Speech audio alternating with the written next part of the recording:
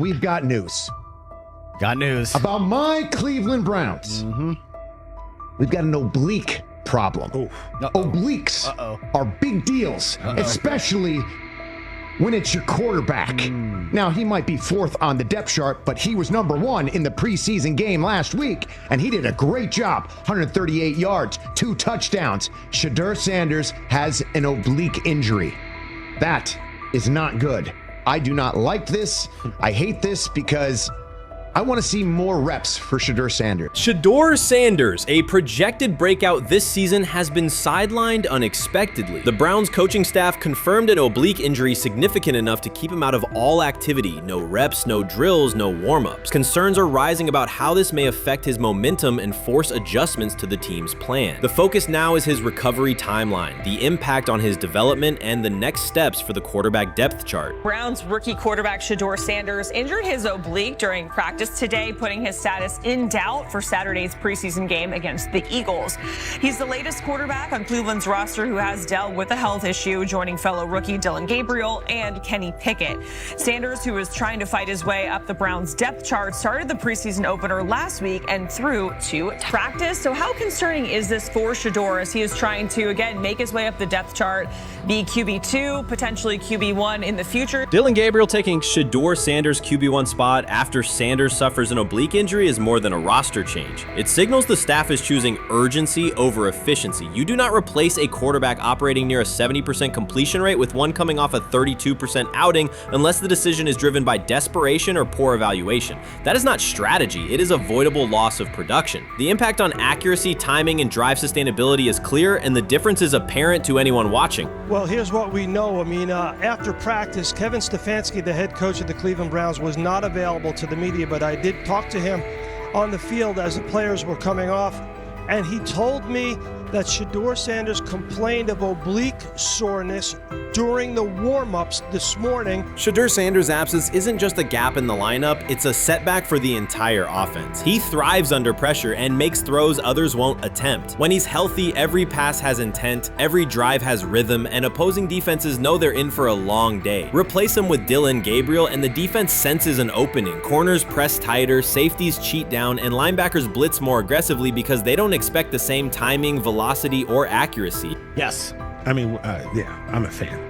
I'm not even going to try to hide it. Rich gets You guys are fans. Like, you guys talk about the Cleveland Browns quite a bit. Yeah, it's almost annoying to me. It aggravates people. Like, people don't like the fact that Rich talks a lot about They must love Shedeur. I'm here. But it's like, you know, you have a friend, and that friend's child is following in the family's footsteps. You want them to do well. I don't know why people have such an issue. I know Rich is supposed to be impartial, but it's kind of hard when you have that type of tie to it. But yeah, I'm rooting for Shedeur, man. And Dillon Gabriel's 32% completion rate isn't just poor, it's untenable at this level. A number that low needs no context. It means 2 misses for every completion. Weather, opponent, and play calls are secondary when efficiency is that limited. That output does not sustain drives or keep the full playbook viable, yet he is starting while Shedeur Sanders is sidelined. The contrast is clear. Sanders brings accuracy, timing, and command. Gabriel's recent performance reflects inconsistency and missed opportunities. Choosing Gabriel under these circumstances reduces offensive reliability and invites defensive pressure. It is a decision that sacrifices efficiency and field position. So it'll be interesting to see what happens with Dillon Gabriel, but to the Shedeur Sanders point, it is unfortunate because I thought he was gaining some momentum. I know the practice that they had before they left for Philly, Daniel Oyefusi reported that he actually took the most reps of all of the quarterbacks. And that was the first time that had happened. It was the first time that he had went ahead of Dillon Gabriel, practicing with the twos, etc. So, like, coming off that stout performance against the Carolina Panthers, he was gaining momentum. If this were a clean evaluation, there would be no debate. Shedeur Sanders is the clear choice. He's accurate, composed, and consistent with a track record of high-level production. Dillon Gabriel remains a question mark, and not the kind that stresses defense. He's the kind that makes coaches consider leaning on the run to limit risk and protect field position. The reality is that injuries create openings for players who haven't earned them. Gabriel has stepped into QB1 while Sanders is out, but that reflects circumstance, not superiority. We don't know the severity of this oblique injury and whether it will even keep him out of Saturday's game against the Eagles. As for moving up the depth chart, I'm the Browns preseason sideline reporter. I was there Friday night when he burst onto the stage and set the NFL world buzzing. And yes, his demeanor was tremendous. His poise was tremendous. He did the things that were asked of him. But at the end of the day, he wasn't actually asked to do all that much. The real concern is how this could attach to Shedeur Sanders' reputation. The NFL is unforgiving about availability. An oblique injury for a quarterback isn't minor. It affects mechanics, torque, and timing. Even with a strong return, the injury-prone label can linger. For the Cleveland Browns, or any team seeking stability under center, that perception is toxic. Teams don't want a player they fear won't make it through October. That's the risk. Talent doesn't always overcome league politics. Once questions about durability start, they rarely fade. They surface in contract terms, roster decisions, and sideline evaluations. So Shedeur Sanders is injured again? If you were following along on social media today for the Browns' first joint practice in Philadelphia against the Eagles, wow, you were in for a tumultuous ride. I mean, all the reporters, both Browns and Eagles reporters, were pretty much flabbergasted at the fact that Shedeur Sanders was taking 0 team reps during the day, and even Tyler Huntley was getting team reps instead of Shedeur. And then it came out, obviously, you know, everybody's speculating. There's people calling for Kevin's jobs. And before I go any further, I don't blame anybody, ever. Meanwhile, Dillon Gabriel's numbers should be sidelining him, not elevating him. A 32% completion rate isn't a dip, it's a warning sign that points to issues with field vision, timing, and receiver cohesion. That's the quarterback taking snaps while Shedeur Sanders is out. Put their work side by side and the gap is obvious. Sanders shows consistent placement, timing, and footwork that reflect high-level execution. Gabriel's recent output introduces variability that shrinks the call sheet and stalls drives. You can't claim the priority is winning while starting a quarterback who isn't reliably delivering routine completions. Fans recognize it, receivers lose confidence and tempo when targets are off, the offensive line's urgency fades when protection doesn't translate into productive throws, team belief in the quarterback is fragile, and once it erodes, a season can come apart quickly. We could be looking at, 3/4 of Snoop and maybe 1/4 of Dillon Gabriel. Not really exciting for the fans. Of course, it would be nice to see what Dillon looks like. Did spend third-round capital on him. If you're Dillon Gabriel and you're a rookie, is not you want to get healed. You want the reps. You want to take these reps. So what do you do to prepare yourself and get ready? Because, man, when rookies get injured, it's like these reps are so valuable. Yeah, sets them back a lot. We do have some video here. Mike Garafolo had some video of Jalen Hurts kind of helping Shedeur used his cart to get off the field here. Shedeur Sanders changes the entire equation. His presence under center keeps defenses honest, keeps teammates engaged, and expands the coaching staff's options. You can call vertical shots, open the playbook, and control the game's tempo. Dillon Gabriel limits that. With him, the playbook narrows, drives stall, and the defense ends up on the field too long trying to compensate. The Cleveland Browns are not in a position to gamble at quarterback. This is a franchise with a difficult history at the position. With Gabriel, the issues are visible from the stands. A 32% completion rate won't jump to 60% with a few extra reps. If anything, it will decline as defenses present looks they would not risk against Shedeur. Shedeur is lighting it up in practice every day. You're not even a half bit curious to see what he could do with the ones. That makes no sense. And then on top of all of that, you got players going on podcasts and talking to people in the media saying this guy is really good. Like, this guy is legit. So even your peers respect you enough. How is it that the coaches can't see that? It always starts with the players, where the player's like, hey, you see that? You seen that pass he threw? The Cleveland Browns were taken by surprise when quarterback Shedeur Sanders stepped in for first-team snaps, asserting control of the drill and instantly highlighting deficiencies across the rest of the room. His confident command forced coaches to pause practice clips, reevaluate progressions, and consider immediate adjustments to the depth chart. Within minutes, discussions spread throughout the facility and online forums as fans weighed what Sanders showing means for the current starters. The organization now faces an urgent, data-driven decision on whether Sanders should move up permanently. Shedeur Sanders arrived at Browns practice, took several first-team reps, and the entire quarterback group immediately felt the pressure. Coaches erased the whiteboard and reviewed their plans. Staff members exchanged concerned comments, and observers began asking whether Sanders was positioned to assume a larger role. Tony, every year we see at least 1 to 2 teams. They were in last place in their division the year before. No one thought they'd be good, and then they were good. It almost seems like no one's even assuming the Browns can be that, but we see it happen every year. And I get the quarterback stuff, but correct me if I'm wrong, Tony. The Browns are trying to run the football, play good defense, not turn the ball over in the passing game, and try and take advantage when they can, correct? That's what they're trying to do.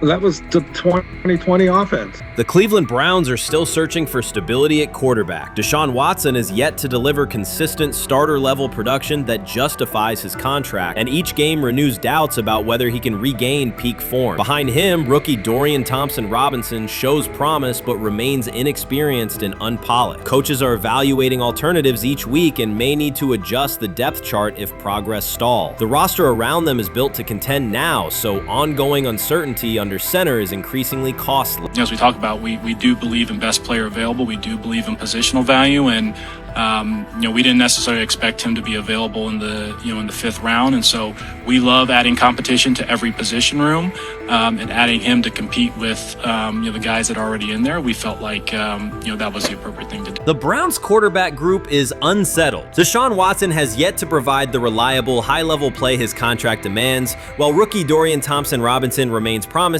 but unpolished. Depth behind them consists mostly of veterans whose experience lies more in holding clipboards than leading offenses. The coaching staff needs an immediate answer, not a 3-year development project. Shedeur Sanders enters as that potential solution. At Colorado, he passed for more than 3,200 yards despite working behind one of college football's poorest offensive lines, consistently demonstrating poise, quick processing, and accurate ball placement under heavy pressure. Film shows steady reads and disciplined footwork, traits that offset concerns that his profile is built on family name or media attention. Cleveland viewed the signing as a low-risk, high-reward move. Early in camp, Sanders received a handful of first-team snaps intended merely as an evaluation. Those plays quickly changed practice tempo. The ball came out on time, receivers hit their landmarks, and the defense struggled to adjust. Coaches immediately expanded the review using phrases such as evaluate every option, an indication that the depth chart was no longer fixed. Watson sensed the scrutiny. Thompson-Robinson increased his urgency. Within minutes, competition in the quarterback room intensified. Sanders repeated that performance in subsequent sessions. His footwork remained clean, progression sharp, and throws firm and precise. Each strong rep forced staff to reassess the plan to keep him buried on the developmental track. The broader context magnifies the pressure. Cleveland's roster is built to contend now. Fans are weary of quarterback turnover, and the front office cannot afford another costly misstep under center. Around the league, rookie passers rarely wait multiple seasons anymore. Joe Burrow, Justin Herbert, CJ Stroud, and even late pick Brock Purdy established that precedent. If Watson opens the regular season and struggles, public calls for Sanders will grow, especially if the rookie flashes in preseason. Alternatively, another team could attempt to acquire him if Cleveland hesitates to elevate his role. Each scenario underscores the same reality. Sanders' emergence has turned a routine camp evaluation into a critical decision point for the franchise.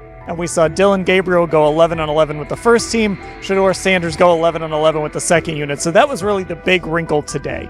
Yes, and of course, it was the first time that we have seen Shedeur Sanders get any of those coveted 11-on-11 reps. Of course, again, it wasn't with the first team offense or against the first team defense, but it's progress. And that means that he's going in the right direction, that the arrow is pointing up. He's coming up the learning curve. So that's good for him. And I actually thought just overall, he had a better day than Dillon had today. He completed more passes. He was more on point.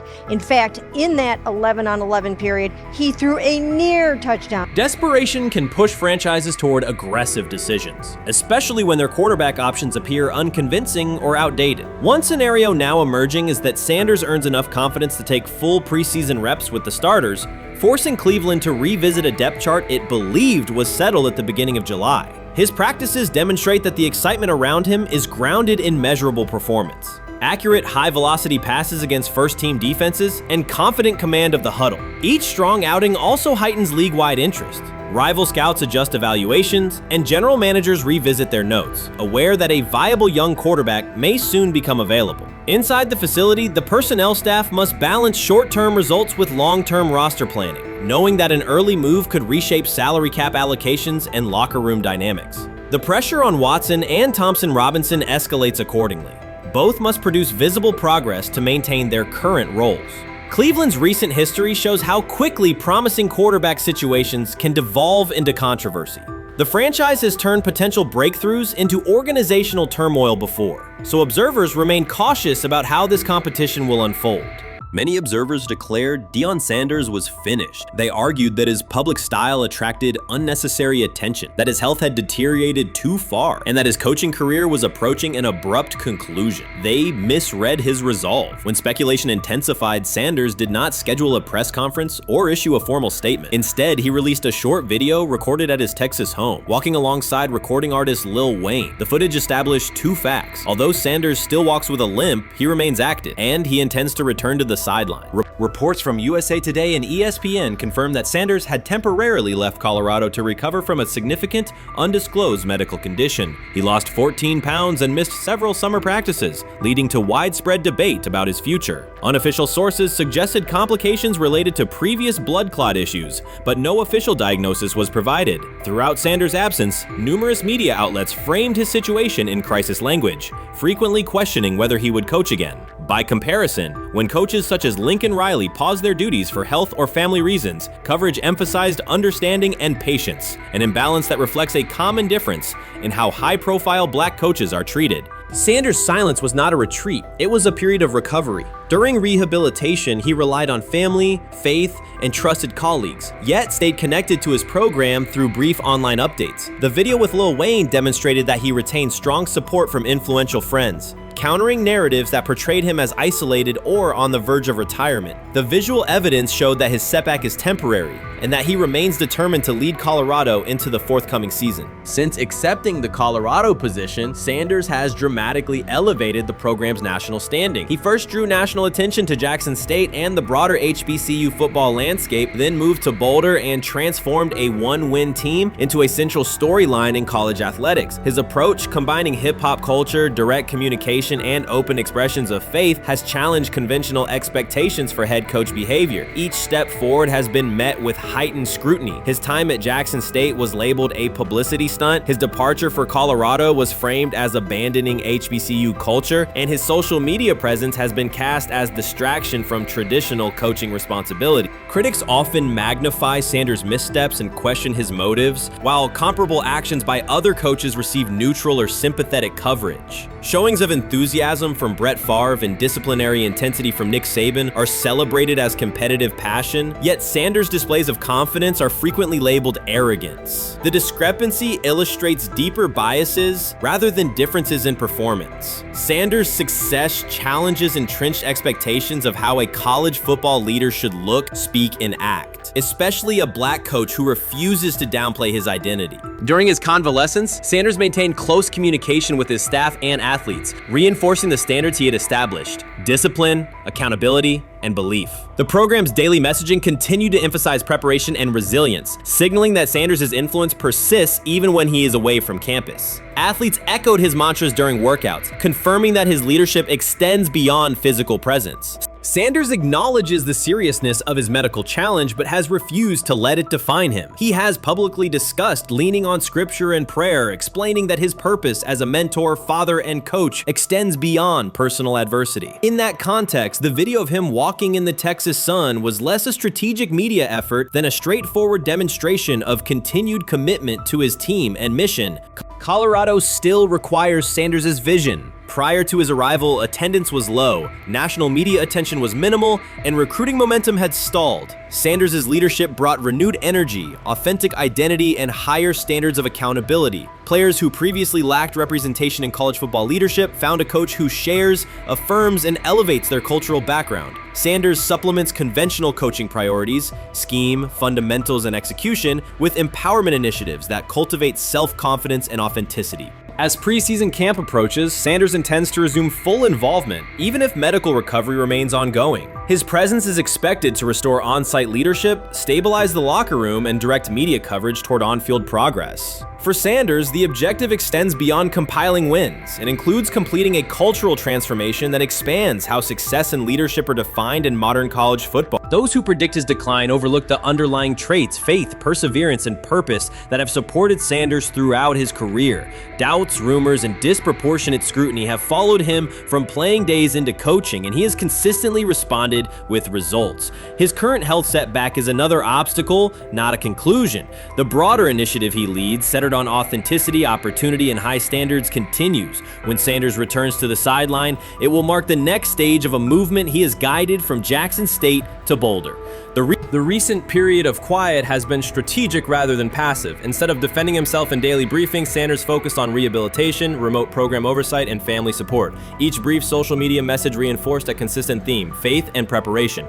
He has articulated gratitude for medical professionals and has reiterated that his mission at Colorado is unfinished. His public references to scripture have been direct but measured, aligning with his long-standing practice of integrating faith into leadership. By walking through his ranch with Lil Wayne, Sanders signaled continuity. The clip underscored that influential supporters remain engaged, that Sanders' broader network values his vision, and that he remains capable of navigating physical challenges. The visible limp was not evidence of imminent retirement. Rather, it documented the reality of ongoing recovery and the resilience with which he approaches each obstacle. Colorado's athletic administration and football staff continue to affirm Sanders' program direction. Recruitment communications cite his established record in fostering cultural relevance and national exposure. Prospective athletes respond to a coach who presents a transparent path to development, both on and off the field. Current players refer to Sanders' coaching points with clarity, citing specific drills and expectations that remain unchanged during his absence. These indicators demonstrate that the core structures Sanders implemented are functioning and that his return will be an amplification, not a restart. Criticism regarding Sanders' public persona often conflates media style with coaching substance. Analysis from opponents suggests that social media engagement dilutes football preparation, yet Sanders' staffs emphasize time management and delegation. Defensive and offensive coordinators handle in-game adjustments, while Sanders directs overall culture, recruitment, and leadership. He has articulated that visibility serves to amplify program accomplishments and enhance player opportunities, not replace strategic football planning. Some commentary has attempted to reframe Sanders' health issue as evidence that his coaching model is unsustainable. The argument ignores the documented health challenges faced by numerous coaches across levels of competition. For example, college coaches recovering from heart procedures or joint replacements have returned to successful seasons after appropriate medical clearance. Sanders' case follows a comparable trajectory. Medical complications require temporary separation, structured rehabilitation is prioritized, and a managed return is planned. Institutional medical protocols at Colorado dictate clearance requirements. Sanders will meet those before resuming full sideline duties. Colorado's players have expressed public confidence in Sanders' eventual return, citing regular virtual check-ins and continued accountability. Several athletes noted that positional meetings included recorded messages from Sanders reinforcing tactical goals and personal discipline. These details confirm that Sanders has remained actively engaged, albeit remotely, and that team culture remains aligned with his principles. Looking ahead, Colorado's schedule will attract national attention, both for on-field competitiveness and the storyline of Sanders' comeback. Analysts will evaluate how quickly he reestablishes day-to-day rhythm and whether his physical limitations influence practice oversight. Internal planning accommodates gradual escalation of responsibilities, with medical staff and strength and conditioning personnel contributing to phase reintegration. The broader significance of Sanders' return extends beyond Colorado. His visibility continues to challenge prevailing narratives about leadership styles and pathways in college athletics. By prioritizing authenticity, open articulation of faith, and cultural expression, Sanders offers a contrasting template to more conventional models. His eventual recovery and sideline presence will reinforce the argument that diverse leadership profiles can succeed in elite collegiate competition. In summary, rumors of Deion Sanders' coaching demise were premature. Verified reports confirm a substantial but temporary medical setback. He used the time away to focus on health, sustain program engagement, and rely on a support system anchored in family, friends, and faith. His recent public appearance demonstrated active recovery and reaffirmed his intention to resume leadership in Boulder. The forthcoming season will test Colorado on the field, but it will also underscore the durability of Sanders' vision, one that combines competitive ambition with cultural resonance. Observers who continue to question his longevity, over overlook the resilience and purpose that have defined his career. Sanders' return is imminent, and the movement he leads remains intact. Urban Meyer's roster history underscores the absurdity. Meyer coached Aaron Hernandez, whose off-field crimes are well documented, along with other players entangled in assaults, academic misconduct, and more. Yet Feinbaum singled out Newton, a national champion, Heisman Trophy winner, and NFL MVP, as the worst. This selective condemnation is not new. When Deion Sanders recently suggested implementing an NIL salary cap to restore competitive balance, Feinbaum dismissed the proposal and called Sanders a hypocrite rather than engage with the substance. The pattern repeats. Feinbaum routinely targets Cam Newton, Deion Sanders, Jameis Winston, Lamar Jackson, outspoken black athletes and coaches, while extending grace to figures such as Nick Saban, Kirby Smart, Dabo Swinney, or Tim Tebow under similar circumstances. Newton is no longer content to remain silent while others distort his story. In response, he laid out an accurate chronology, highlighting facts the commentary networks rarely repeat. One long-standing myth is that Newton was expelled from the University of Florida. He was not. Tim Tebow held the starting job unchallenged, and Meyer had no intention of displacing his star. Like thousands of athletes each year, Newton transferred to find a place where he could play. The move was strategic, not disciplinary. He is, with 3-2-2-5-3-17 to transfer to and more back, Meyer was. Critics habitually resurrect the 2008 laptop incident to tarnish Newton's entire career. Newton has acknowledged the mistake, but its relevance is overstated. The incident did not prompt his transfer, nor did it derail his trajectory. After leaving Florida, Newton enrolled at Blinn College, a Texas JUCO powerhouse, and led the Buccaneers to a national championship while posting dominant statistics. That performance earned him the opportunity to transfer to Auburn. At Auburn, Newton produced one of the most extraordinary single seasons in collegiate history. More than 4,000 yards of total offense, 50 combined touchdowns, an SEC title, a national championship, and the Heisman Trophy. Achievement compressed into a single year under intense scrutiny. Even that landmark season is recast by Feinbaum as a cautionary tale. He claims Newton ignored head coach Gene Chizik by diving for a goal line touchdown when told to kneel, jeopardizing the game. In reality, Newton explained that the decision was a collective adjustment made in the huddle after reading the defense. While Auburn still held timeouts, the Tigers maintained control and secured the championship. Portraying that moment as reckless serves to recast Newton's success as selfishness rather than leadership. Feinbaum's approach to Sanders reflects the same dynamic. When Sanders urged a structured NIL ceiling to protect athletes and stabilize rosters, Feinbaum immediately labeled him hypocritical. Yet when Saban or Swinney voice identical concerns, Feinbaum frames them as thoughtful guardians of the sport. The inconsistency reveals that the determining factor is not the argument but the identity of the speaker. Unapologetic black leaders who control their narratives, challenge entrenched hierarchies, and Feinbaum's commentary often functions as a check on that influence.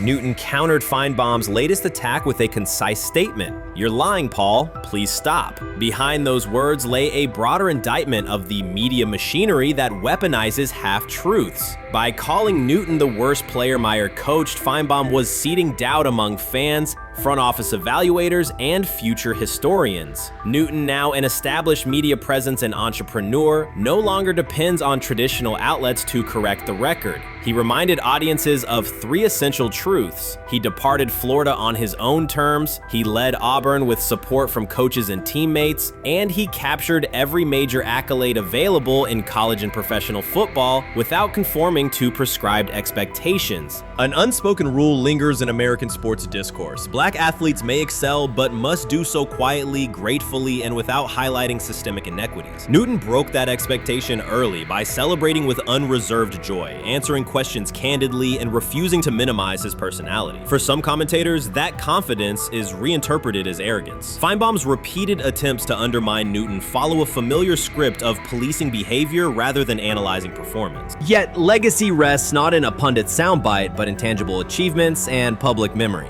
Newton's resume, Heisman winner, national champion, NFL MVP, speaks for itself. Millions of fans witnessed his impact on Saturdays and Sundays. Countless young quarterbacks saw someone who looks like them redefine the position's possibilities. The same is true for Sanders, whose player-first coaching philosophy and media savvy continue to influence college football's direction. Feinbaum's commentary cannot erase these realities. Newton, Sanders, Winston, Jackson, and others have already secured their places in football history. By publicly confronting misinformation, Newton set a precedent for athletes who now possess the platforms and technology to present their stories unfiltered. The microphone no longer belongs exclusively to legacy broadcasters. Newton holds it now, and he intends to keep it. A decisive shift that reduces the gatekeeper's influence and ensures that accomplishments are judged on merit rather than narrative manipulation. You can't fire the owner because he can't fire himself. Someone's head's going to roll, unfortunately, in this situation, and it's probably Stefanski and Barry. I saw on The Athletic. I don't think that's fair, by the way. Stefanski, that part. I agree. I was saying the other day on my podcast that Barry should be fired. And I said I wouldn't fire Stefanski, but a couple of people made the point of saying, well, if you fire the GM, you got to give him a chance to hire his own coach, which is fair. That's true. So I would fire Barry. I would hire a new GM. If that GM thinks Kevin Stefanski's a good coach, wants to stick with him. The situation in Cleveland has escalated with the NFL. Sources indicate GM Andrew Barry is prepared to move on from head coach Kevin Stefanski if he refuses to elevate Shedeur Sanders. The Browns are weighing a major quarterback change. Leadership appears to be aligning behind Sanders and pushing for immediate action. This is a high-stakes decision about control and the team's direction. I think it's unfair for me to comment in I guess, maybe on behalf of the industry. All I can say is this, the time that we spent with Shedeur, and what he's done throughout his college career is impressive. He's an impressive young man. He's a really good quarterback. Sometimes, fit comes into play. And I'd also say this, there are 4 more rounds of the draft. And then maybe lastly, it's less about where you get picked and what you do after you get picked. That's really the most important thing. Getting to know him over the course of the spring, he has a ton of resolve. Andrew Barry appears to be at a breaking point. Pressure from fans and within the organization to play Shedeur Sanders is intensifying. Barry is pushing for a move towards Sanders, while head coach Kevin Stefanski remains cautious about altering the depth chart. The divide is clear. One side wants acceleration, the other a measured rollout. The organization is under heavy scrutiny, and the focus has shifted to when, not if, Sanders sees the field. Has the 4th highest odds of any head coach this season to be fired. He's clearly on the hot seat. It's been a discussion for really a couple years now, dating back to last season's 3-win season. And he's always had kind of hot and cold seasons. And now the sports books are saying he's 4th on the list. Number 1 is Mike McDaniel of the Miami Dolphins, Brian Dable of the Giants at 2, Shane Steichen at 3, and there is Kevin Stefanski plus 650 to be fired. This has moved beyond tension to outright stubbornness. Rather than elevating Shedeur Sanders, the staff has chosen Dillon Gabriel. The current depth chart looks less like a forward plan and more like resistance to change. Fans have been clear about who they expect to see, yet the organization keeps delaying. Every week without a real evaluation of Sanders slows development and blurs accountability. Cleveland is choosing a conservative approach when a decisive decision is needed, sending a message of uncertainty to both the locker room and the city. Now being the 3rd string quarterback for the Cleveland Browns, was that so much was made out of unbelievable. He actually made the team as the 3rd string quarterback. Like that was a big deal. Like that was somewhat of a surprise to a lot of people. He should have been the 1st pick in the draft. Kevin Stefanski appears to be doubling down to validate his approach. Despite sustained demand from Browns fans to see Shedeur Sanders reflected in chants, merchandise, and constant discussion, he continues to keep Dillon Gabriel in front on the depth chart. The decision functions as an assertion of control rather than a response to momentum. Even with clear signals from the fan base, Stefanski is staying with Gabriel and delaying a full evaluation of Sanders. It is a deliberate choice to maintain his plan and pacing, not to accelerate change. Cleveland is prioritizing continuity over recalibration, keeping any transition to Sanders on hold. But yeah, the Browns are in a tough spot. They have wasted. You traded a ton of high draft capital to get Deshaun Watson. You've gotten nothing out of Deshaun Watson. and missed an opportunity. Like, who knows who they would have drafted? Now, maybe they would have screwed up those picks and the Browns would still be in bad shape.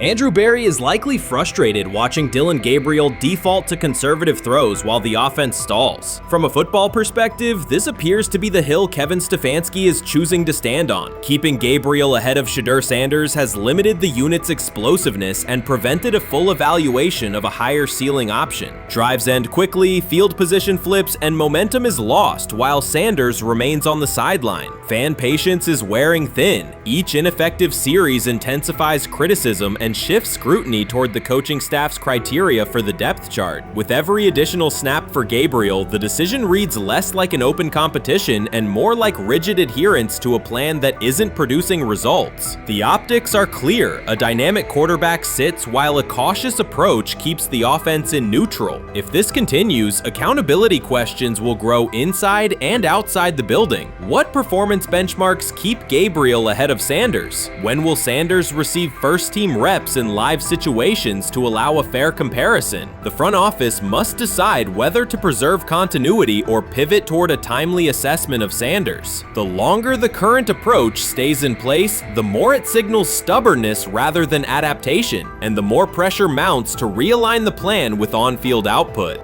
I honestly see it happening if the Browns lose a bunch of games. Like if they get 5 wins or less, I see the report coming out now that Stefanski will be fired. I don't want it to happen. I want the Browns to be good, win a bunch of games. I think that they're going to be a team that is slept on and can at least get 7 wins, which is why if they don't, I see Stefanski getting all the blame for that, and there'll be a new coach in Cleveland. Because their players, to me, are there once again. We've talked about the incredible rookie class. The approach in Cleveland lacks consistency. One week, Andrew Berry signals he wants Shedeur Sanders on the field. The next, Dillon Gabriel gets the reps and the plan stays conservative. Through it all, Kevin Stefanski shows limited urgency despite pressure on his job security. Fans are asking for an offense that can push the ball, change field position, and produce points. Instead, the unit leans on short throws and cautious sequencing. Gabriel's play keeps the ceiling low and momentum static, while a full evaluation of Sanders is postponed. The result is growing frustration and a clear disconnect between the front office, coaching staff, and expectations in the stadium. The NFL tried to teach him and his father a lesson. You don't act like that. You don't talk like that before a draft. We'll show you how our game is played. We will watch you plummet all the way. I think he would have gone undrafted except for that owner in Cleveland. And he is the key to everything because he is something of an against-the-grain maverick owner. He's kind of a wannabe Jerry. Fan speculation is growing. Some believe Kevin Stefanski lacks confidence in Shedeur Sanders. Others think he's prioritizing Dillon Gabriel for reasons unrelated to performance. A more extreme view claims Stefanski is manipulating outcomes to secure a buyout. Whatever the motive, the risk is clear. This approach is straining his relationship with GM Andrew Berry and alienating the fan base. Pressure is rising, Berry's patience is running out, and supporters have shifted from requests to demands. If the current plan continues, calls for a change in quarterback and accountability will intensify. I'm about to unleash about Shedeur Sanders. I just watched what happened to Shedeur Sanders in the Cleveland Browns' third and final preseason game. And I'm outraged, I'm sickened, and I'm saddened. By the way, Shedeur continues to be treated in the National Football League now by those sorry-ass Browns and sorry-ass Kevin Stefanski. The Cleveland Browns are once again mishandling a promising quarterback. Skip Bayless criticized the organization for failing to develop Shedeur Sanders and for misusing his skill set. He argued that the team's decisions are undermining Sanders' progress and turning a major investment into a cautionary example. Bayless pointed to inconsistent usage, questionable play calling, and a lack of clear direction as key issues limiting Sanders. He said the Browns need a defined development plan and stronger support if they expect Sanders to succeed. Skip Bayless delivered a direct, critical assessment this week. After seeing Shedeur Sanders in a Browns uniform, he argued that Cleveland is mishandling the quarterback and undermining his development. Bayless said the team's approach shows poor planning and inadequate support around Sanders. He dismissed excuses about strategy and emphasized the need for better coaching, deployment, and protection. In his view, the Browns are setting themselves up for problems before the season begins unless they establish a clear plan for Sanders. Given the team's recent decisions, his reaction is understandable. Cleveland has a history of inconsistent quarterback development. Shedeur Sanders is a premium prospect, the son of a Hall of Famer, a proven college performer, and a widely recognized figure. The organization should prioritize his reps, protection, and a clear development plan, not place him behind Dylan Gabriel as if he were a secondary option. But I'm going to answer this question by saying Shedeur Sanders, and I'm going to tell you why. I think he's being set up to fail. That's right, I'm going to say it.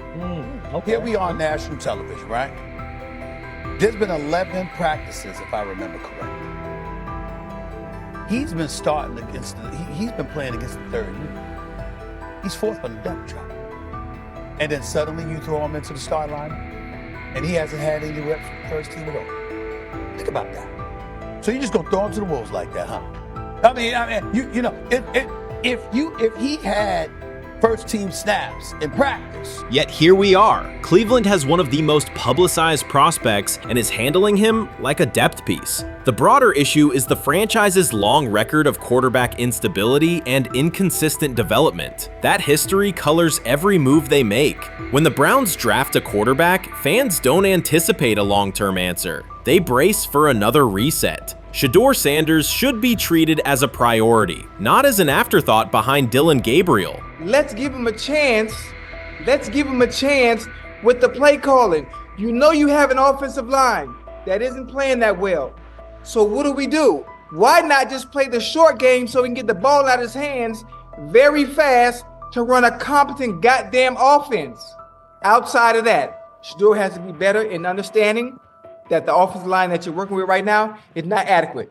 Why not allow the players that are competing for a job, in this instance, Shedeur Sanders, to finish off the 2-minute drill? When Browns fans see another quarterback selected, they brace for another setback. The franchise's recent history, from Johnny Manziel's failed stint to the rocky handling of Baker Mayfield, reflects inconsistent development and short-term decision-making. Against that backdrop, Skip Bayless's reaction to Shedeur Sanders on Cleveland's roster was blunt. He argued the team is already mishandling a premium prospect by treating him as a secondary option instead of a centerpiece for the future. Bayless's position is straightforward. Sanders is not just a name, he brings proven college production, leadership traits, and significant visibility that can strengthen both the offense and the organization's broader profile. Burying him on the depth chart behind Dylan Gabriel signals a lack of a clear development plan and wastes early momentum. Instead, Bayless contends, Cleveland should establish a defined pathway. First-team practice reps, protection and personnel tailored to his strengths, deliberate play calling that accelerates processing, and measured in-game opportunities that build confidence and execution. In his view, the Browns need alignment from the front office to the coaching staff to prioritize Sanders' growth. Continuing to treat him like a depth piece risks repeating the same cycle that has undermined previous quarterbacks. Committing to a coherent plan gives Sanders and the franchise a realistic chance to convert potential into sustained performance. I view things as I got time. I got time to be able to grow and mature, and be able to understand the ins and outs of the defenses and be able to get the good insight from the vets in the room. So I look at it as, a plus. And whenever, it's time for me to play. Shedeur Sanders rolled into Browns camp and instantly made the whole practice feel like a recess pickup game. NFL vets suddenly looked like they'd forgotten the playbook and were just trying to keep up. With that being said, I see some balls coming out of Shedeur Sanders at that camp, and I'm like, kind of looks like a guy. Yeah, I'm ready. He can sling it. Ready to. I see him, some of the veterans, how they talk to him, mic'd up, see what he's doing in the community. Talking about Njoku there? Joku, Mike Napier. You once you see, different little interactions and things like that, I know he has the talent. We'll see. It'll be a competition that usually brings the best out of guys, especially young guys. So I'm interested to see how that quarterback situation. Right after Shedeur Sanders tightened his cleats and the Browns settled in for what they figured was a routine camp day, the whole vibe tilted sideways. No blazing comet, no UFO touching down at midfield, just a swagger-charged quarterback striding in like he'd crashed the wrong league and thought, yeah, I'll stick around and run this show. The Browns had no clue what storm was rolling in. You'd expect an NFL team to do a quick scout, maybe pull up a highlight reel or two, but nope. They greeted Shedeur with a shrug, only to watch him seize the field on snap one and run the whole operation like a seasoned pro. First and foremost, he's been the best quarterback in camp. Now look, Joe Flacco ain't had many opportunities. There was a whole day I saw he didn't throw the ball at all. Here's my theory on the situation. They already know who's starting in the number 2 is. They already know. Joe Flacco and Shedeur Sanders is already locked up. You're missing the boat, people. You're missing the boat. Your boy, Kenny Pickett and Dylan Gabriel, they're fighting. Shedeur didn't merely clock in, he hijacked the session. One moment he's loosening his arm, the next he's roasting veteran QBs like faded names on busted draft boards. Defensive coordinators everywhere had the same gut punch reaction. His pocket poise, straight disrespectful. His timing, psychic, and every pass left his hand like it was laser guided to its mark. While Shedeur Sanders was slicing up routes, the Browns secondary looked less like an NFL backfield and more like a gaggle of dads sprinting through a Saturday fun run. Big on enthusiasm, short on closing speed. Coaches fought the urge to slam the emergency horn. Players traded wide-eyed, "Are we serious?" stares, and someone even double-checked that a hidden camera crew wasn't about to pop out of the tunnel. But nope, this was pure Shedeur. Half cold-blooded surgeon, half highlight factory. He wasn't dropping a casual "I'm here," he was crafting a masterclass. From the first rep, the tempo changed. Shedeur Sanders accepted the snap with steady footwork, diagnosed the Browns' single high shell, and delivered a tight window seam route that forced the free safety to recover late. Throughout the period, he manipulated leverage with quick shoulder fakes, moved through full field progressions, and released on time from a balanced base, consistently putting the ball on his receiver's upfield shoulder. Cleveland's coverage struggled on multiple fronts. Safeties hesitated between deep half responsibilities and underneath support, creating voids at 15 to 20 yards. Cornerbacks and off-man were caught in trail position when Sanders used rhythm throws on 3-step drops, while those who tried press technique had their inside hand neutralized by his receivers' outside releases. Linebackers widened to match shallow crossers, leaving the middle hook unguarded for pivot routes and option digs. One corner attempted a line of scrimmage jam. Sanders immediately adjusted the route to a back shoulder fade, releasing the ball before the break and rendering the press ineffective. Over the session, he showcased pocket discipline, reclimbing to maintain throwing lanes rather than drifting, and finished with a series of anticipatory throws against cover 2 cloud, fitting vertical outs between the flat and deep half defenders. Sanders' combination of rapid post-snap processing, precise ball placement, and pocket efficiency exposed coverage mismatches at every level and highlighted communication gaps in the Browns secondary. By mid-session, the Browns defensive staff clearly recognized their calls were outmatched. Every adjustment, a roll to cover 6, a simulated pressure, a late rotate to 2 high, was neutralized once Shedeur Sanders confirmed the post-snap picture. Routes that had taken weeks to script were beaten by timing and location. Comeback set at 12 yards broke open before the corner's transition. Slot seam outs dotted the void between the flat and deep half defender, and boundary receivers beat press with quick hand techniques, receiving the ball before the trail man could recover. Sanders' command was methodical. He used cadence to freeze plug blitzes, re-ID'd the mic when linebackers sugared the A-gaps, and maintained a firm base so he could reset and fire without resetting his feet. His receivers benefited from that rhythm. Top of the stem, eyes back, ball delivered on their upfield shoulder, allowing immediate transition to YAC. The Browns front tried a late stunt to compress the pocket. Sanders climbed 2 steps, re-spotted the shallow crosser, and delivered in stride, turning a potential sack into a 20-yard gain. What stood out most was how little ramp-up Sanders needed. From his first series, he processed full-field concepts at tempo, cycling through progression reads without hitching. The poise under interior pressure, consistency in ball placement, and ability to manipulate zone defenders left the Browns' coordinated disguise packages ineffective and forced them into static coverage by the end of the period. In short, Sanders' efficient mechanics, rapid processing, and anticipatory accuracy rendered Cleveland's defensive game plan ineffective at every level, from pre-snap disguise to post-snap spacing. Imagine there's many people that think Dylan Gabriel's a better quarterback than Shedeur Sanders. I don't care where they were drafted. If the Browns are the one team that thinks that, then I'm going to suspect it's not true. They don't know what. Listen, I've been on every quarterback evaluation for 30 years. Right. I never root against anybody. Yeah. But I'd be surprised if Dylan Gabriel's ever a legitimate starting quarterback for the Cleveland Browns. I'd be surprised. I just don't think. Well, then it is a wasted pick because you took him in the top 100. Yeah, but potentially. Yeah.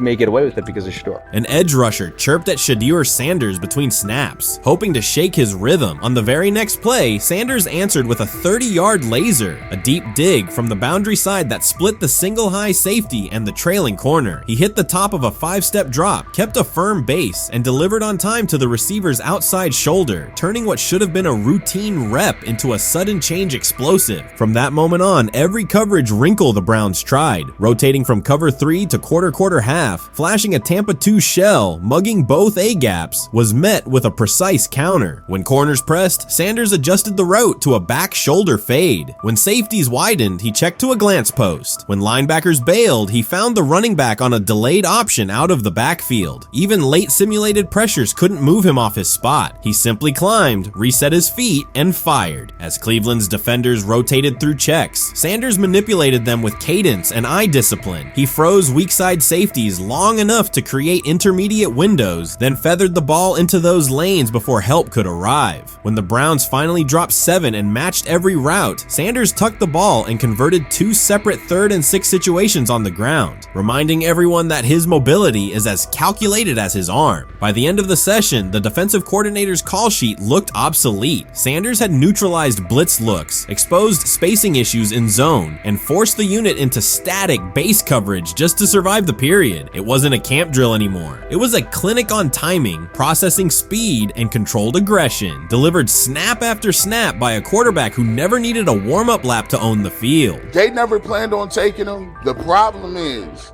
like Ocho Cinco said, you got somebody that has endeared himself to the locker room. And guess what? The difference between him and Tim Tebow, the biggest one, is he can play. He can throw the ball. Tim Tebow running around being an H-back, he can throw the ball. And he's done everything he needs to do. He ain't saying nothing. He ain't rocking the boat. He ain't mad about the reps. He ain't mad about none of that. All the people out there want to see is this, like Tyler said earlier. We want to see what he can do with Jerry Jeudy. That's it. I want to see what he can do with David Njoku. I want to see him with Junkins. I want to see him with the first running backs. If you are cooking, if you are beating down the doors with the 3s and 4s, guess what? You deserve more. From the first team period on, Cleveland's secondary looked a step slow. A deep third safety hesitated on a post-snap rotation, leaving Shedeur Sanders free to climb the pocket and fire a 22-yard out that arrived before the defender could plant and drive. The supporting cast around him, players fighting for roster spots, not Pro Bowl invites, benefited from his command. Sanders used tempo to control the defensive front, altered protections at the line, and located throwing lanes so quickly that one receiver didn't register the catch until he crossed the goal line. As the Browns tried new personnel groups, coverage busts multiplied. Starters slipped out for hamstring stretches while rookies rotated in, only to find the ball arriving on their blind side before they'd completed a midpoint squeeze. On a later 3rd and long, Cleveland finally closed the interior rush lanes, compressing the pocket with 3 defenders. Sanders pivoted through the traffic, stepped into a narrow escape window, and, without resetting his shoulders, whipped a no-look pass to the boundary curl for a fresh set of downs. The throw turned a potential sack into an explosive play and left the coaching staff scrambling for answers. The people who are fascinated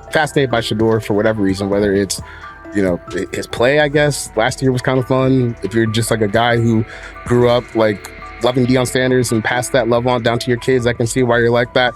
The one thing I will give them is you're looking at this quarterback room. If you're a fan of Shedeur and say, why can't he go beat Dylan Gabriel or Joe Flacco or Kenny Pickett? So I do understand that part of it, right? Because why not? Why couldn't he be a Brown starter in October or November? That looks like a quarterback room where everyone will get a chance to start. So the Shedeur Sanders, I want to talk about this. So here's a prime example. Shedeur Sanders, they had 3-day mini camp for the Cleveland Browns. And Now, Jimmy Haslam actually has some money. The Bengals owners and the Rooneys are near the bottom of the league in net worth. But what the Browns have is what I would call the Buffalo Bills used to have this years ago, pre-Josh Allen. What are Browns veterans saying about Shedeur Sanders behind closed doors? According to internal discussions, the feedback goes beyond casual praise. Several veterans describe his performance as franchise level. Private locker room conversations compare his command of the offense to established starters. And one senior assistant reportedly called him Sunday ready after a single walkthrough. The consensus is that front office staff and coaches have taken serious notice. Inside the Browns facility, informal conversations circulate among players and coaches. These remarks carry significant weight in personnel evaluations and often influence practice rotations. When veterans speak this strongly, the message typically reaches decision makers quickly, especially during roster planning. In short, the internal perception of Sanders is already affecting how the staff views the current quarterback depth chart. Browns vets kind of weigh in on Shedeur Sanders and how he's been since he arrived in Cleveland, in Pound Town. And I think it's very, very important that we discuss it, because it'd be really easy for these vets to, this wasn't like a on the record interviews. This is just kind of back channels into what the vets are saying, the rumors, but the sources telling us.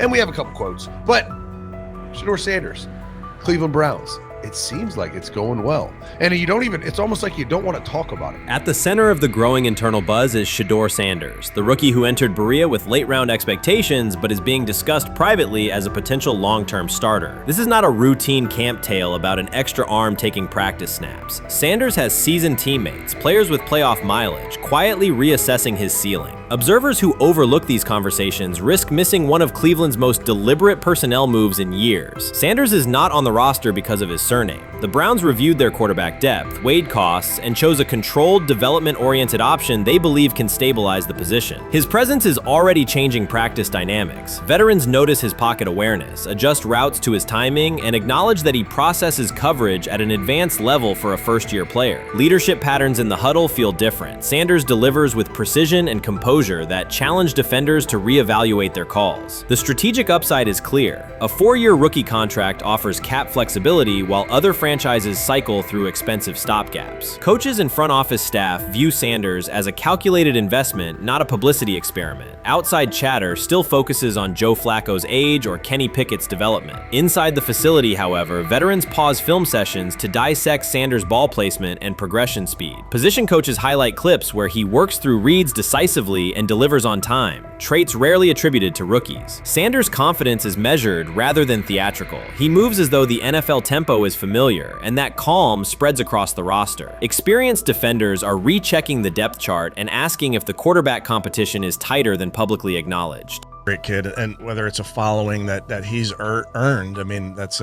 something that he's done a great job of interacting with fans. And but he is a great kid. You guys will get to know him more. He's working like crazy, just like all the guys. He's another young man. These rookies, my office is downstairs. As they got to walk by my office as they come in. They come in early. And Shedeur, just like all those guys, he's in there early. He's getting his work done. He has not yet secured the starting job. Evaluations so far come only from brief practice periods, no comeback drives, no national headlines, just steady execution in shorts and helmets. In a league that celebrates splashy debuts, Shedeur Sanders is earning trust rep by rep. Veterans typically withhold judgment until late in camp, yet several are already studying his footwork and timing, which suggests genuine respect. Inside the building, coaches sense that the Browns may have finally found a stabilizing presence at quarterback. Cleveland's recent history underscores why this matters. The team has started 9 quarterbacks over the past 2 seasons, an indicator of instability rather than depth. Sanders arrives with composure, arm strength, and a well-known surname, so any sign of readiness is magnified. Financial context also plays a role. The Browns are allocating a significant portion of the salary cap to Deshaun Watson, whose performance has not matched that investment. To manage costs, the front office signed 4 additional quarterbacks on low-impact contracts. Together, they account for far less than Watson's annual cap figure. If Sanders continues on his current trajectory, that structure could give Cleveland both competitive clarity and much-needed financial flexibility. He's the only person who's come out and say, hey, man, this dude look kind of good, man. Let me tell you what I heard. A lot of people reaching out to players in the locker room and stuff. To me, I think this is it's a red herring. like, I'm supposed to suspend myself to disbelief that he was going to look bad. I've never expected him to look bad to start with.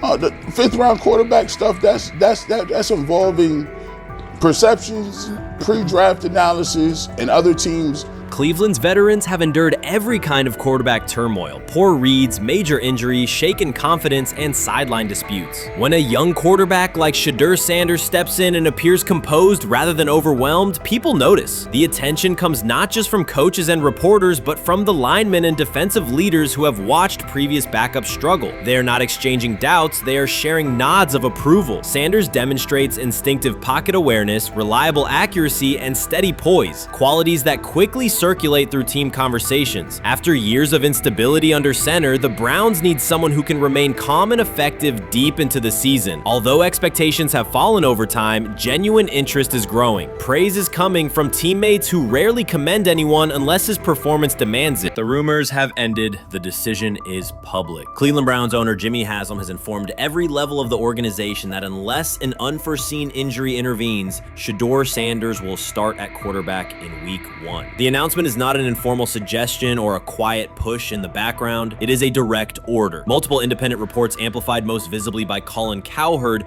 confirm that Haslam delivered the directive himself. From the owner's viewpoint, the logic is simple. No one else on the roster offers the same combination of talent, leadership, and long-term upside. Joe Flacco is approaching the twilight of his career. Kenny Pickett has shown flashes but remains inconsistent. Dillon Gabriel, taken in the 3rd round, is a developmental project. By contrast, Haslam believes Sanders can alter the franchise's trajectory immediately, and he refuses to allow internal hesitation to stall that possibility. The standoff traces back to April. General manager Andrew Berry and head coach Kevin Stefanski entered the draft wanting a low-profile prospect who would fit quietly into the existing depth chart. They prioritized scheme familiarity, modest public attention, and a clear developmental timeline. When the board lined up, they reached for Gabriel in round 3, reasoning that an early investment would justify keeping a rookie on ice behind the veterans. But Sanders continued to slide, first through day 2, then deep into round 5. Haslam watched the names come off the board, convinced the league's bias against Deion Sanders' outspoken son was obscuring legitimate first-round talent. When Cleveland's 5th-round pick arrived and Sanders was still available, Haslam intervened. He did more than approve the choice, he overrode the original plan, making it clear that the organization would select Sanders and give him every chance to compete. From that moment on, the Browns' internal narrative splintered into 2 camps, those ready to accelerate around their owner's vision and those still trying to protect their original approach. Once rookie minicamp began, Sanders erased much of the speculation. He commanded huddles, processed coverages quickly, and delivered throws with anticipation that belied his draft slot. Teammates noted his willingness to accept blame for missed timing, then correct the error without dramatics. While Flacco and Pickett split most first-team reps, Sanders treated limited opportunities as full-speed auditions. During organized team activities, he identified blitz looks, redirected protections, and consistently found his second read when the primary route was covered. More than one defensive veteran told local reporters that Sanders looks like the best arm in the building. That assessment forced Berry and Stefanski to reevaluate their timetable. They could no longer label Sanders a long-term project without contradicting on-field evidence. Drafting Gabriel 2 rounds earlier had provided the staff an excuse to slow roll Sanders' ascent. Coaches could point to investment cost, meeting room familiarity, and installation comfort to justify Gabriel's snap share. Yet each practice rep in which Sanders outperformed the 3rd rounder weakened that shield. Behind closed doors, position coaches began requesting more Sanders film for cut-ups, and offensive assistants quietly shifted meeting questions toward concepts the rookie already executed well. By mid-June, Berry himself started describing Sanders not as a developmental asset, but as a competitive option. Those subtle linguistic changes signal the front office's recognition that the narrative had moved beyond their control. Haslam's history with quarterbacks is well documented. His pushes for Johnny Manziel, Baker Mayfield, and Deshaun Watson were high-visibility swings, each driven in part by a desire to generate excitement as well as wins. Critics highlight those choices to question his evaluation track record, yet Haslam perceives Sanders differently. Where Manziel carried off-field concerns, Sanders brings a reputation for professionalism. Where Mayfield's leadership style divided veterans, Sanders' approach has united receivers and linemen. Where Watson's trade involved unprecedented controversy, Sanders arrived at minimal draft cost. Haslam sees a rare chance to capture star potential without mortgaging the future, and he is unwilling to cede that upside to cautious pacing. Cleveland's supporters, weary of revolving door quarterbacks, have rallied around Sanders with unexpected speed. Sales of customized Sanders number 2 jerseys surged within days of rookie minicamp. Training camp ticket requests spiked once local media circulated videos of Sanders making NFL-caliber anticipation throws during 7-on-7 periods. The mood in Northeast Ohio has changed from tentative hope to active belief. Longtime season ticket holders who once shrugged at preseason storylines now debate Sanders' footwork at neighborhood barbecues. Social media engagement for Brown's content has climbed, driven by highlight compilations of the rookie threading seam passes between linebackers and safeties. All of this places Kevin Stefanski in a fragile position. If he opens week 1 with a veteran starter and the offense sputters, criticism will be swift. Each stalled drive will be interpreted as evidence that he ignored the owner's edict and the fan base's intuition. Conversely, if he names Sanders the starter solely under pressure, any early struggles could be framed as proof that Sanders was rushed, further exposing Stefanski to blame. The only sustainable solution is conviction. Either stand behind a veteran with clear strategic reasoning or embrace Sanders fully and structure the offense around his strengths. Splitting the difference, rotating series, delaying first-team reps, or using vague competition language will satisfy no one and likely jeopardize locker room clarity. Sanders' personal approach has reinforced Haslam's confidence. Instead of taking post-draft downtime, he traveled to Texas to train in full Browns gear at facilities near his father's home. The leaked clip of Sanders executing footwork drills in helmet and pads wasn't a marketing ploy. It was a glimpse into a quarterback visualizing Week 1 live. Team personnel who viewed the footage recognized purposeful rehearsal, cadence calls, pocket movement against simulated pressure, and follow-through adjustments based on imagined rush lanes. Observers asked why a rookie would conduct such intense solo sessions in May. The answer is straightforward. Sanders does not view himself as a developmental pick. He considers himself the starting quarterback of the Cleveland Browns and prepares accordingly. On pure ability, Sanders' arm strength ranks with the league average for starters. His accuracy to the intermediate middle, an area where the Browns' current scheme generates high leverage completions, has drawn consistent praise from receivers. The primary areas still under review are blitz recognition and live bullets and timing on deep outbreaking routes versus press coverage. Those developmental checkpoints are significant, yet daily practice reps show acceleration. In contrast, Flacco's mobility limits the boot action game that Stefanski installed to help Mayfield early in his tenure. Pickett can extend plays, but struggles to attack tight windows between linebackers and safeties, an essential requirement in Cleveland schematics. Gabriel remains an unknown at NFL speed. Thus, the competitive landscape favors Sanders sooner than the coaching staff originally planned. The franchise now stands at an inflection point. Haslam's mandate, the locker room's growing support, and the fan base's enthusiasm all tilt towards Sanders. The front office's earlier strategy, anchored in patience and quiet development,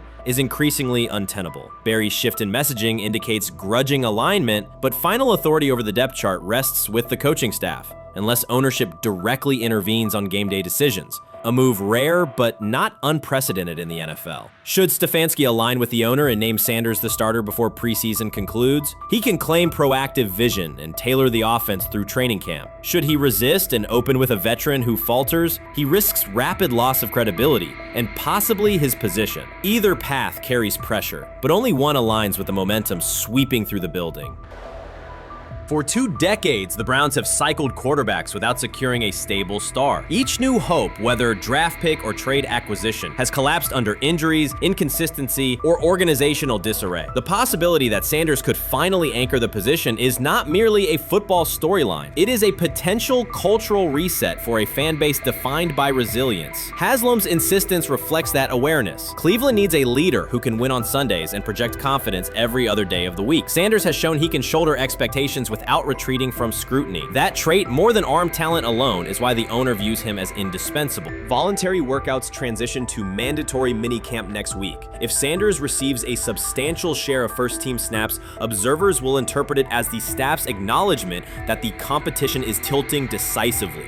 A public declaration may not follow immediately, but every rep allocation is a signal. If, however, the staff continues funneling most top unit snaps to Flacco or Pickett, tension will escalate. Local media will question the evaluation process. National analysts will debate the merits of letting a rookie learn through live action versus controlled practice. Inside the facility, players will recognize any disconnect between performance and opportunity, and unity could fray. The Browns have reached a decisive moment. Shedeur Sanders has demonstrated the skill, poise, and work work ethic to justify starting in week 1. Jimmy Haslam has publicly positioned him as the future, and by implication the present of the franchise. Kevin Stefanski and Andrew Berry must either endorse that vision or brace for the consequences of delaying it. For Cleveland fans, the significance is clear. A legitimate chance to exit the cycle of quarterback uncertainty and rally behind a signal caller capable of commanding the field and galvanizing the city. Whether that opportunity is seized promptly or postponed will define the Browns' 2025 season and likely the tenure of the decision makers involved.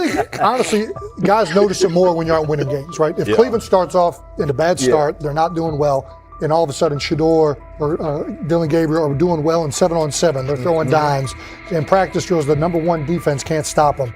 People take notice of that. And the more that the players see it, they're going to, then the comments start happening over the lunch table. They start happening throughout the building, and that's when the pressure really will get severe. The Cleveland Browns were focused on resolving their quarterback situation until Jason Kelce made pointed comments that triggered a strong reaction from ownership. The response inside the organization was immediate and intense. What exactly did Kelce say that has the dog pound on edge and the front office under pressure? We've seen that miserable game by the Cleveland Browns. So they throw Joe Flacco in there, and I like Joe Flacco. He did good, but they gave him the resource of all the first-team guys. Then they throw Dylan Gabriel in there with first teams and second teams. So Dylan always is getting protected. The same thing again, they gave this scrub max protection on every play. Yeah, he completed some passes, but let's talk about his mistakes. He's still inconsistent with his throws, but he at least had max protection. The Cleveland Browns continue to be defined by inconsistency and avoidable setbacks. Even as fans hoped the organization had turned a corner, Jason Kelce, fresh off retirement, offered a direct critique that reignited doubts about the team's direction. His remarks implied the franchise's structure and decision-making remain unstable and recent progress may not hold. The takeaway for leadership is straightforward. Identify core issues, align on a coherent plan, and execute with discipline. For supporters, it's another sign that the problems run deeper than a single season. They throw Shedeur Sanders in there with the lowest cab drivers you couldn't even get on 5th Street. And I'm pissed off, bro, because the play calling was abysmal. Look, even if you don't like Shedeur, Shedeur didn't even get a chance to be trash. Even if you think Shedeur is garbage, he didn't even get a chance to be garbage. That's how awful the offensive line was. Kevin Stefanski still doesn't want to give Shedeur second strings and first strings reps. Why is that? Browns ownership's response shifted from measured to urgent. The pattern is familiar in Cleveland. The team once treated Johnny Manziel as a franchise solution, retained Hugh Jackson for a second year despite results, and invested heavily in Deshaun Watson through a costly trade and contract. These decisions reflect aggressive but poorly aligned planning. The outcome has been continued instability instead of sustained progress. That this was the guy that they wanted to start. He's seasoned, he's experienced, he still has a big-time arm, even at his age, and they open with the Cincinnati Bengals. They wanted that experienced guy. He was always going to be the guy. They were not going to start Dylan Gabriel or Shedeur Sanders in week 1. Kenny Pickett had a hamstring injury. It makes it easy to go with Joe Flacco. And the question isn't and wasn't going to be who's the starter in Cleveland. The question is, who's going to be the backup in Cleveland? Who's going to be the number 2 quarterback when they open the season against these Bengals? Fans still show up season after season, expecting improvement and bracing for setbacks. The usual pattern has been early optimism followed by a gradual collapse. But last season was different. For a sustained stretch, the Browns looked organized and competitive, resembling a functioning team. Couple days, 3 days until roster cutdowns, how do you feel about that? Do you feel like you belong here on this team? Obviously, I think overall as a player, I feel like I put in the work. I feel like everything I do, I try to do it to my best, and that's all I ask for. So I feel like everybody feels like, they should be on the team, and if you ask anybody on the team, would they feel like they belong, in their own eyes. So I feel like I do, but I'm my own player, I think about myself in a high regard. The front office entered the offseason confident. Kevin Stefanski was being praised and the Dog Pound believed the team had made real progress. Then Jason Kelce delivered a pointed assessment that cut through the optimism. Fresh into retirement, the former Eagles All-Pro and Super Bowl champion said Cleveland still looks like a team patching over issues rather than building a durable contender. Kelce's view was direct. The Browns' structure is fragile, and the roster is too dependent on perfect health at quarterback. He argued the team is one injury away from losing continuity and sliding backward. Because Kelce has operated inside a stable, championship-level organization, his comments carried weight with players, media, and fans. The reaction was immediate. People took his critique seriously, not as outside noise, but as an informed evaluation of how a successful team should be built. Ownership also felt the impact. Jimmy Haslam's response shifted to urgency, a sign that leadership recognizes the stakes. The criticism arrives in the context of prior high-risk decisions, especially the fully guaranteed $230 million commitment tied to Deshaun Watson. Watson has missed time and shown inconsistency when available, and the contract has constrained flexibility. Kelce's remarks highlight why depth, alignment between the front office and coaching staff, and a clear contingency plan at quarterback are non-negotiable. The takeaway is straightforward. Cleveland must convert last season's progress into a stable framework, protect the quarterback, deepen critical positions, and establish a plan that survives injuries and short-term setbacks. Without that, the games that fueled optimism will remain temporary. If you're a betting man, who do you think starts for the Browns at quarterback? Okay, this is the situation. Kenny Pickett, they actually traded for him. Joe Flacco, no one's bringing Joe Flacco in the building thinking Joe Flacco's going to be the starter. If Joe Flacco is your starter, you got a problem. You have a huge problem. And if they were saying Shedeur was the starter as the 5th rounder, you got a real problem too, because he passed over all these guys in these reps in the offseason in shorts, in bikini shorts, Speedos and stuff.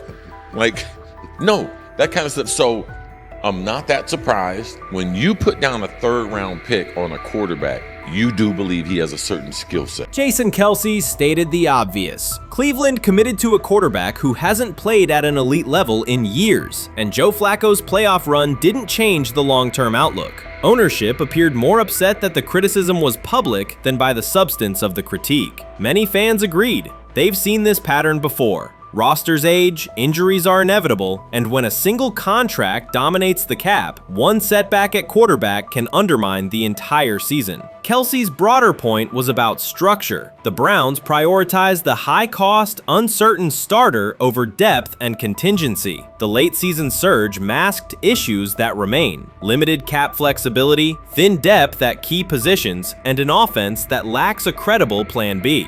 Fans recognize how quickly a strong defense can decline with injuries, and how an offense without redundancy stalls. The AFC North raises the stakes. Baltimore with Lamar Jackson sustains a top standard. Cincinnati with Joe Burrow returns to contention when healthy. Pittsburgh rarely slips below .500 under Mike Tomlin and wins with defense and consistency. In that environment, Cleveland can't rely on perfect health or peak form from one player. The path forward is clear. Diversify cap allocation, reinforce the offensive line and receiver depth, carry a legitimate backup plan at quarterback, and install a scheme that functions regardless of who is under center.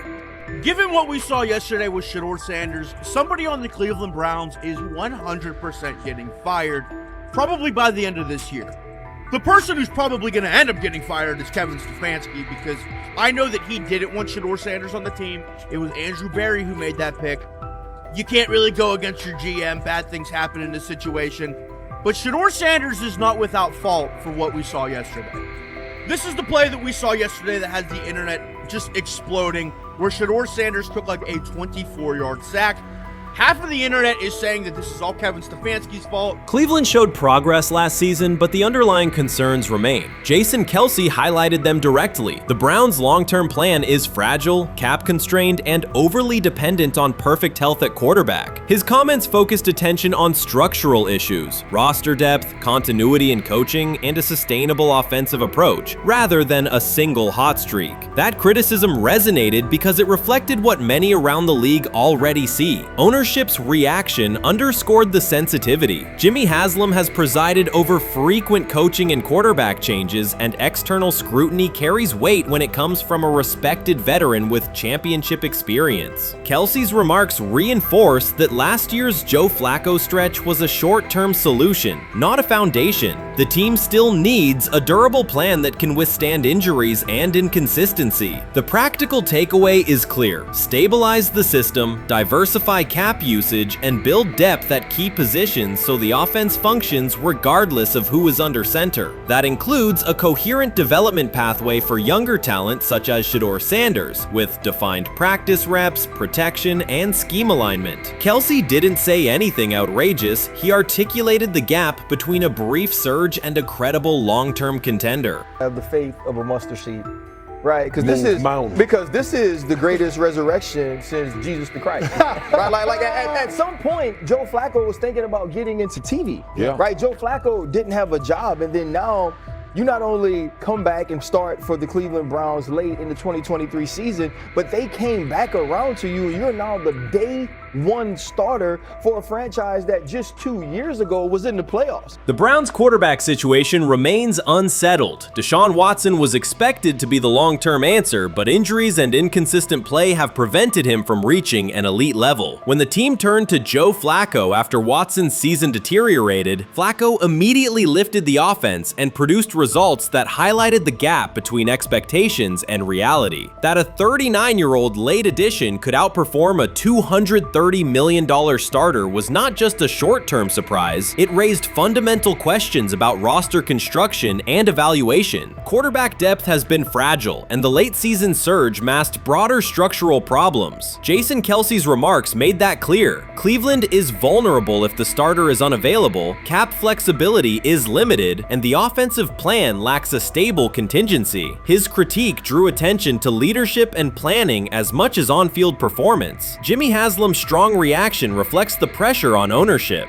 The organization has promoted a message of stability and progress, but Kelsey's assessment suggested those gains are not yet durable. The path forward requires a realistic approach to the cap, a credible backup plan at quarterback, and a system that holds up regardless of personnel. You first, when you take a look at both of these QBs, who had the most impressive start so far in the preseason? Well, to me, it was Shedeur. I didn't see any interceptions when he was out there. Did you see anything like that? I mean, don't get me wrong. I don't think Dillon Gabriel did a bad job. I was impressed with the brother, but I'm going to go with Shedeur. You know, the pressure was on him. The spotlight was on him. Stephen A. Smith didn't just call out Dillon Gabriel. He held him accountable and made him rethink his comments. The moment Dillon Gabriel spoke and went after Shedeur Sanders, it wasn't a minor slip. He crossed the line and stepped directly into Stephen A. Smith's wheelhouse. And Smith answered with a clear, direct response that left no room for misinterpretation. The comparisons were emanating from the media more so than anybody else. And that's what I think, that's exactly who I think he was directing his comments towards. Having said that, Dillon Gabriel, respectfully, it was stupid. A very dumb comment to make. First of all, let me tell you something right now. In every walk of life, far beyond the parameters of a football field. This wasn't casual sports commentary, it was a decisive critique. Dillon Gabriel's comments were taken apart by Stephen A. Smith with clear, direct points. Gabriel, a quarterback with solid stats but limited top-level achievements, chose to take a public shot at Shedeur Sanders. Shedeur, who has handled sustained media scrutiny and on-field expectations, became the target of an unnecessary criticism. Smith responded by challenging Gabriel's standing to make that claim, and by defending Sanders on the facts. The outcome was clear. Gabriel overreached, and Sanders didn't deserve the hit. Dan Orlovsky would sit up here in comparison to Shedeur Sanders, who did no such thing, and say, hey, thought he looked better. I thought, I mean, I got to give him the edge here. I thought it wasn't bad. A pick six and a fumble, and we can get over fumbles. Have you heard anybody say that? I know it's possible. Have you ever heard anybody say, we can get over? Stephen A. Smith responded immediately. As soon as Dillon Gabriel made his comments about Shedeur Sanders, Smith delivered a clear, point-by-point critique that drew national attention across the NCAA media cycle. Dillon Gabriel has a reputation as a good quarterback, not a dominant one. He can post strong numbers against opponents like Tulsa, but his performance has been inconsistent when the stakes in competition rise to playoff level. Well, those who produce get treated differently than those who don't. What he said echoes the mentality of all of America practically, and most certainly the world, as we see things being globalized more and more every day. It was a stupid, idiotic, immature comment, because clearly you were feeling the heat because a lot of people was talking about how Shedeur should be QB. Dillon Gabriel is a capable quarterback, but not a standout. Even so, he chose to talk down to Shedeur Sanders, a quarterback who has navigated constant scrutiny and pressure and still represents the future of a program that was struggling before he arrived. The comparison was weak. The criticism was unnecessary. Stephen A. Smith recognized that and dismantled Gabriel's argument with a clear, direct response. How the Browns react to this, how the locker room reacts to this, how Shedeur reacts to this, because it was a clear shot at Shedeur. But let's say Dillon Gabriel's talking about the media. How could you be a brand new quarterback in the NFL and the first time you get behind a mic after your first game, you throw the media under the bus? That's arrogance. Stephen A. Smith excels in moments like this. When Dillon Gabriel made his remarks about Shedeur Sanders, Smith responded with a focused, direct critique. He questioned Gabriel's standing to make that claim, noting that Gabriel has transferred between programs and has not been a Heisman finalist. Without theatrics, Smith laid out why Gabriel's resume doesn't justify taking public shots at Sanders. Smith's point was clear. Targeting Shedeur Sanders, a quarterback central to his program's future and consistently under intense scrutiny, was misplaced. Gabriel's criticism lacked the substance to support it, and Smith methodically showed why. Today on his 42nd I want you to be meaner birthday. That's number one. Number two, after the game, the Browns head coach Kevin Stefanski said there was a mix-up in the routes and that players were in the area that they shouldn't have been. Look at Stephen A's face. Look at Stephen A's face. Look at his face. Stephen A. Oh my Lord. The strength of Stephen A. Smith's response was that he didn't just address Gabriel's remarks. He challenged the image around him. Dillon Gabriel often presents himself as an overlooked contender ready to surprise. But the reality is that his profile hasn't commanded broad attention. It's a clear reminder that not every opinion carries equal weight. In defending Shedeur Sanders, Stephen A. was direct and precise. Shedeur isn't just a quarterback. He is Deion Sanders' son, which subjects him to scrutiny far beyond anything Gabriel has faced. Even under that pressure, Shedeur has maintained his composure, shown confidence, and delivered in key moments that helped revive a program many had written off. Stupidity or all of it. I thought it was a clear shot at Shedeur due to the fact that his Oregon coach threw a shot at Coach Prime and Shedeur during their meeting at Colorado last year. But you know what? The cream rises to the top. Let's see what happens this week. I see a lot of the media talking about they think it was about the media and not about Shedeur. And I think that's a chess move. For Dillon Gabriel to take shots at Shedeur Sanders was a miscalculation. Stephen A. Smith made the mismatch clear. Gabriel's attempt to shame Sanders was unnecessary and counterproductive. You don't target Deion Sanders' son when Deion has turned Colorado into primetime television. It underscored that Dillon Gabriel has often played with a chip on his shoulder because the spotlight hasn't followed him. He has been around long enough to compile numbers but not to earn broad respect. That's why going after Shedeur was misguided. Sanders, despite ups and downs, drives headlines. Gabriel's most notable headlines have been his transfers. Stephen A. Smith pressed that point without hesitation, challenging Gabriel's standing and leaving his argument looking like a forced throw that turns into a pick six. You know what? Still needs to thank me a little bit more for that restaurant I treated him and his family to, because it was big time, and stop embarrassing me by going places and trying to use coupons. That's how pathetic he is. The point is that a pick six and a fumble is usually considered a bad day. Stephen A. Smith didn't need to raise his voice to make the point. He presented Dillon Gabriel as a player whose talk outpaces his resume and defended Shedeur Sanders with clear comparisons. That's why he called Gabriel out so directly. The comparison wasn't just unfair, it was forced. Now look at Gabriel's record. The numbers are solid and he can win against average defenses, but the resume lacks defining markers. There's no sustained Heisman contention, no late season surge that reshaped the national picture, and no postseason moment that cements a legacy. The track record reflects steady production, not top-tier impact. That's the gap Smith underscored. Gabriel's criticism of Shedeur Sanders wasn't supported by what he has accomplished, while Sanders continues to carry a program under constant scrutiny. Let's see some of them step up and make some plays out there. Ain't no way. Gabriel Ain't no way. He's not built like that. No way. And this one is picked off and going back the other way. Oh my God, why did he stop playing? Now it's a foot race. And that is that. They told me bust out my AP. Perfect timing. H-shot, we about to get legendary. Shedeur starting next game, baby. Shout out Dylan, though, you know what I'm saying? Bro, I love you, my heart. What am I bigger than cheese, bro? You know what I'm saying? But Shedeur got it. Shedeur Sanders is a national brand who draws viewers for both performance and result. Dillon Gabriel's attempt to diminish him read as resentment. And Stephen A. Smith called out the insecurity and lack of awareness directly. Colorado under Deion Sanders is prime time, and Shedeur sits at the center of that spotlight. If Gabriel expected the sports world to agree while he took a shot at Shedeur, he misread the moment. Smith dismantled the argument and questioned the credibility behind it. Gabriel will move on. He'll keep playing, give interviews, and have fans, but this exchange will trail his media profile as a reminder of a misstep. It's a clear example of a resume that doesn't justify taking public aim at a quarterback carrying that level of scrutiny and responsibility. For the Cleveland Browns preseason game today is that the way that some white folks watched Shedeur Sanders last week is the way that some black folks were watching Dillon Gabriel today. And it's not Dillon Gabriel for Dillon Gabriel's sake. Most folks don't have a problem with Dillon Gabriel. It's what he represents, which is the disrespect of a black person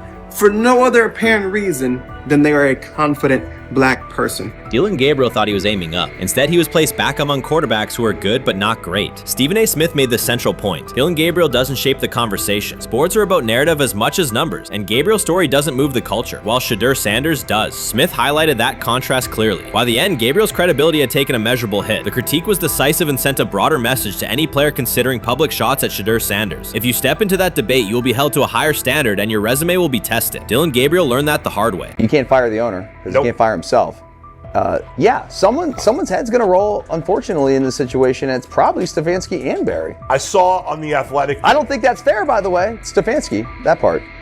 I agree. I was saying the other day on my podcast that Barry should be fired. And I said I wouldn't fire Stefanski, but a couple of people made the point of saying, well, if you fire the GM, you got to give him a chance to hire his own coach, which is fair. That's true. Mm-hmm. So I would fire Barry. I would hire a new GM.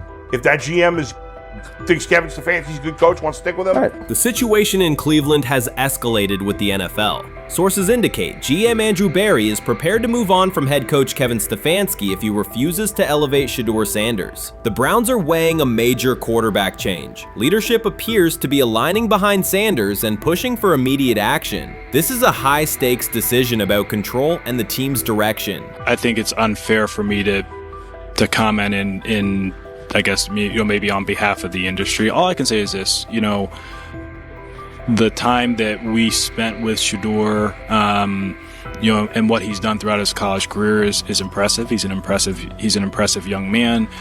He's a really good quarterback. Sometimes, fit comes into play. And I'd also say this, there are 4 more rounds of the draft. And then maybe lastly, it's less about where you get picked and what you do after you get picked. That's really the most important thing.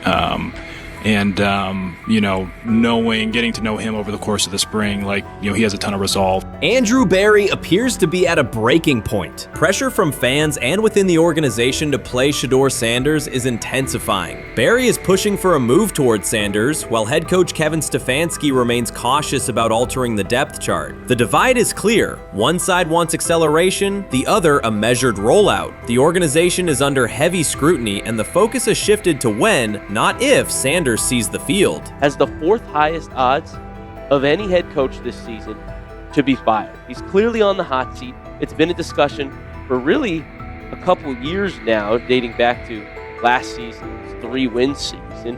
And He's always had kind of hot and cold seasons, and now the sportsbooks are saying he's fourth on the list.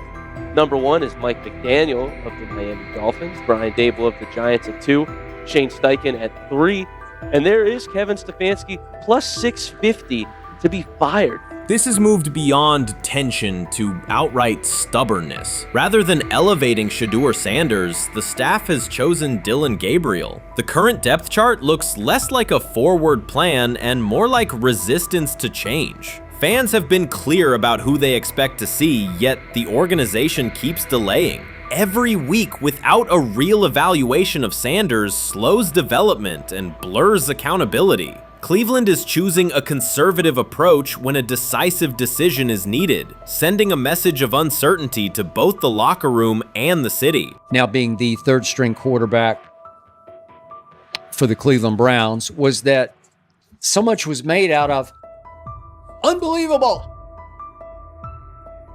He actually made the team as the third string quarterback. Like that was a big deal. Like that was somewhat of a surprise to a lot of people.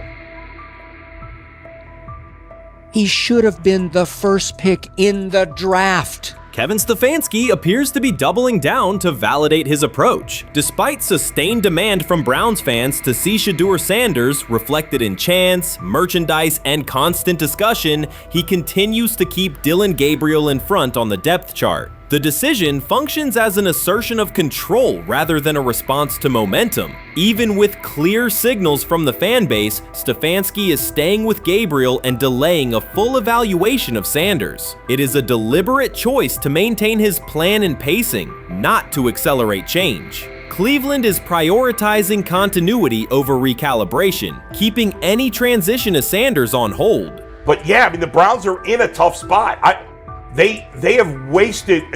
You traded a ton of high draft capital to get Deshaun Watson. You've gotten nothing out of Deshaun Watson and missed an opportunity. Like, who knows who they would have drafted? Now, maybe they would have screwed up those picks and the Browns would still be in bad shape. Andrew Berry is likely frustrated watching Dylan Gabriel default to conservative throws while the offense stalls. From a football perspective, this appears to be the hill Kevin Stefanski is choosing to stand on. Keeping Gabriel ahead of Shedeur Sanders has limited the unit's explosiveness and prevented a full evaluation of a higher ceiling option. Drives end quickly, field position flips, and momentum is lost while Sanders remains on the sideline. Fan patience is wearing thin. Each ineffective series intensifies criticism and shifts scrutiny toward the coaching staff's criteria for the depth chart. With every additional snap for Gabriel, the decision reads less like an open competition and more like rigid adherence to a plan that isn't producing results. The optics are clear. A dynamic quarterback sits while a cautious approach keeps the offense in neutral. If this continues, accountability questions will grow inside and outside the building. What performance benchmarks keep Gabriel ahead of Sanders? When will Sanders receive first-team reps in live situations to allow a fair comparison? The front office must decide whether to preserve continuity or pivot toward a timely assessment of Sanders. The longer the current approach stays in place, the more it signals stubbornness rather than adaptation, and the more pressure mounts to realign the plan with on-field output. I honestly see it happening if the Browns lose a bunch of games. Like if they get 5 wins or less, I see the report coming out now that Stefanski will be fired. I don't want it to happen. I want the Browns to be good, win a bunch of games. I think that they're going to be a team that is slept on and can at least get 7 wins, which is why if they don't, I see Stefanski getting all the blame for that, and there'll be a new coach in Cleveland. Because their players, to me, are there once again. We've talked about the incredible rookie class. The approach in Cleveland lacks consistency. One week, Andrew Berry signals he wants Shedeur Sanders on the field. The next, Dylan Gabriel gets the reps and the plan stays conservative. Through it all, Kevin Stefanski shows limited urgency despite pressure on his job security. Fans are asking for an offense that can push the ball, change field position, and produce points. Instead, the unit leans on short throws and cautious sequencing. Gabriel's play keeps the ceiling low and momentum static, while a full evaluation of Sanders is postponed. The result is growing frustration and a clear disconnect between the front office, coaching staff, and expectations in the stadium.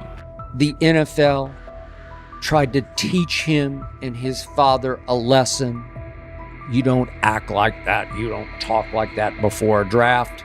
We'll show you how our game is played. We will watch you plummet all the way. I think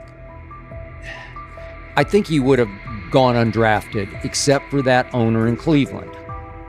And he is the key to everything because he is something of an against the grain maverick owner. He's kind of a wannabe Jerry.